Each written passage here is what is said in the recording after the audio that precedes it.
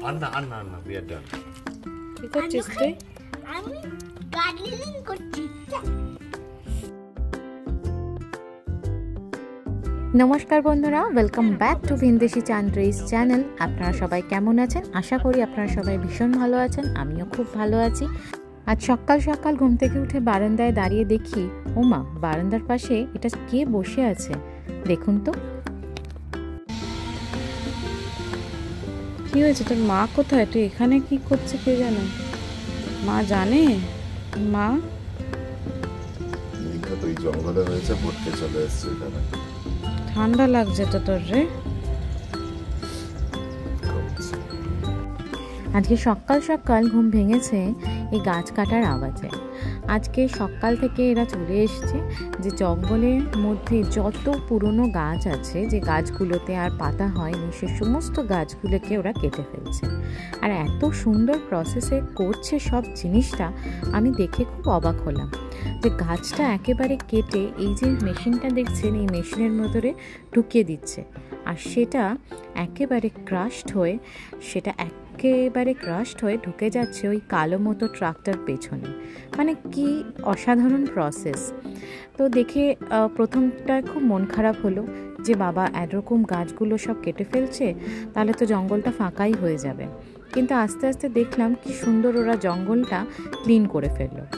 আর এই যে আওয়াজটা হচ্ছে, এর ভয়তেই ওই হরিণ ছানাটা চলে এসছে আমাদের এই দিকটাতে। দেখে মনে হলো খুব বেশি বয়স নয়, ম্যাক্সিমাম 1 দিন কি 2 দিন হবে। আর ঠান্ডার মধ্যে থরথর করে কাঁপছে। খুব খারাপ লাগলো, কিন্তু কাছে গেলেই ও যদি ট্যারাং করে লাফিয়ে পালিয়ে যায়, সেই ভয়ে আমরা কাছে যাইনি। এই জঙ্গলটাতে জানেন তো অনেক শিয়াল আছে। এই শিয়ালগুলো সাধারণত এই হরিণ ছানা বা খরগোশের ছানা এদেরকেই খেয়ে বেড়ায়। কিন্তু এখানে এমনভাবে ও বসে আছে, ওকে যে কেউ মানে কোনো শিয়াল অনায়াসে বুঝতেই পেরে যাবে যে এখানে একটা বসে আছে। তাই ভাবছিলাম যে কখন ও লাফিয়ে পালিয়ে যাবে আর বা ওর মাকে খুঁজে পাবে। কিছুক্ষণের মধ্যেই অবশ্য ওর মাকে খুঁজে পেয়েছে কিনা জানি না, তবে ও দেখলাম এখান থেকে চলে গেছে।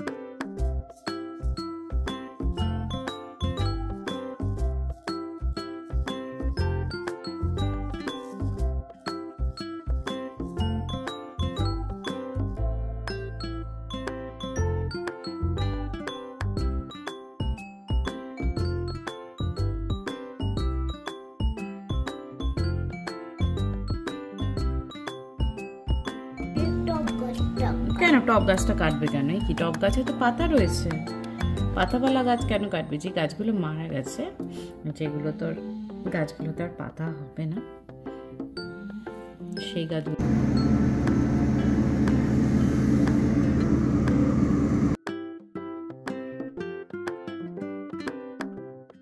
কিছুক্ষণের মধ্যে দেখলাম যে একটা সাদা রঙের যে গাড়ি, সেটা এসে উপস্থিত।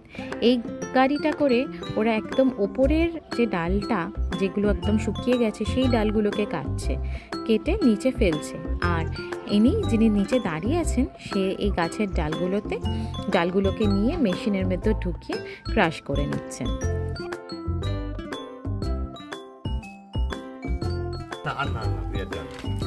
কি করছিস তুই? গার্ডেনিং করছি। কি করে গার্ডেনিং করতে হয়? ওগুলো কি? এগুলো পাথর দিয়ে কি করবি?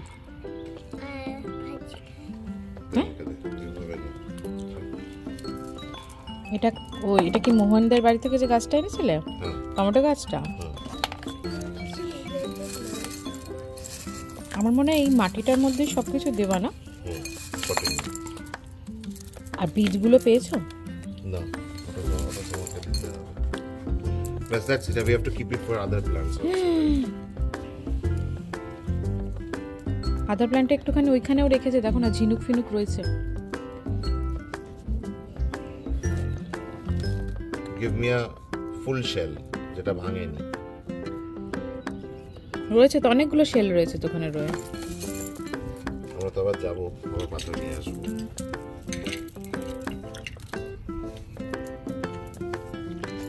এক বস্তা পাথর আসবে। পাগল নাকি? ওদিকে গাছ কাটার পর্ব প্রায় শেষ, আর আমাদের এদিকে গাছ লাগানোর পর্ব সবে শুরু হলো। আমার দাদার যে ছোট ছেলে, সে কি সুন্দর বাড়িতে একটা ছোট্ট নার্সারি বানিয়েছে, আর সেই নার্সারি থেকে আমাদের জন্য একটা টমেটো গাছ আর একটা গাঁদা ফুলের ছোট ছোট চারা পাঠিয়েছিল। সেই চারাগুলো লাগানোর আজকে দায়িত্বে ছিল হচ্ছে সৌহার্দ্য আর সৌরভ। সাথে করে কিছু বীজ কিনে এনেছিলাম ওয়ালমার্ট থেকে, অনেক ধরনের ফুলের। তো সেটা একটা ডিমের ট্রেতে লাগানোর একটা কাজ চলছে, এবং সেটাতে বাবা আর ছেলে দুজনকে হেল্প করছে। তবে ছেলে হেল্প করার থেকে বেশি খেলা করছে বেশি। যাই হোক, এই উইকেন্ডে একটুখানি ওকে বিজি রাখাটাই হচ্ছে আমাদের মেন উদ্দেশ্য। না হলে তো সেই ফোন, আর না হলে এই আমি খেলতে যাব, মা খেলছো না কেন, বাবা খেলছো না কেন। তাই দেখুন কত ছোট্ট ছোট্ট দানা, এইগুলো দিয়ে দেখি গাছ হবে, আর গাছ হলে আবার এইখান থেকে তুলে আবার একটা বড় টবে লাগাবো। সন্ধে নেমে এসছে, এখন 7:30 মতো বাজে। এখন জানেন তো এখানে সন্ধেবেলা মানে 8:30 সময় একদম ঘুটঘুটে অন্ধকার হয়। তার আগে এই 8টা অবধি ভালোই আলো, দিনের আলো থাকে। প্রত্যেকদিন সন্ধেবেলায় এখন চেষ্টা করি মানে সব কিছু কাজ টাজ করে একটু হাঁটতে বেরোনো, না হলে তো সারা দিন বসে থাকা।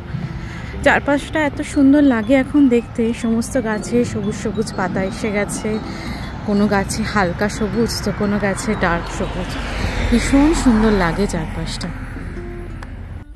যারা আমার ব্লগ প্রায়ই দেখেন তারা এই রাস্তাটা দেখলে হয়তো চিনতে পারবেন।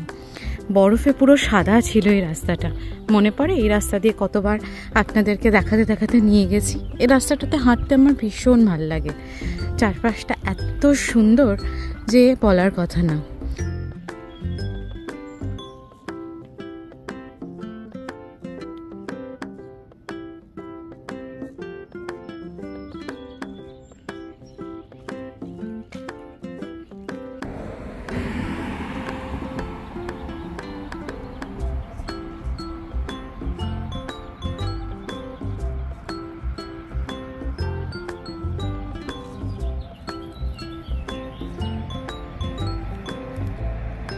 সামনের রাস্তার ভিডিও যে কতবার আপনাদেরকে দেখিয়েছি, বরফ পড়ে পুরো সাদা থাকে, এখন দেখুন পুরো সবুজ।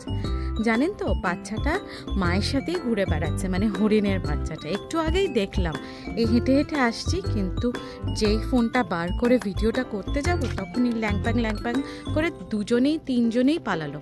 হ্যাঁ 3 জন, মানে আর একটা বাচ্চাও হয়েছে। খুব ভাল লাগলো এটা দেখে যে যাক ও মায়ের কাছে চলে গেছে অন্তত। খুব চিন্তা হচ্ছিল, ভেবেছিলাম হয়তো শিয়ালেই নিয়ে গেছে। যাই হোক, এখন এবার বাড়ি যাওয়ার পালা, বাড়িতে যাই।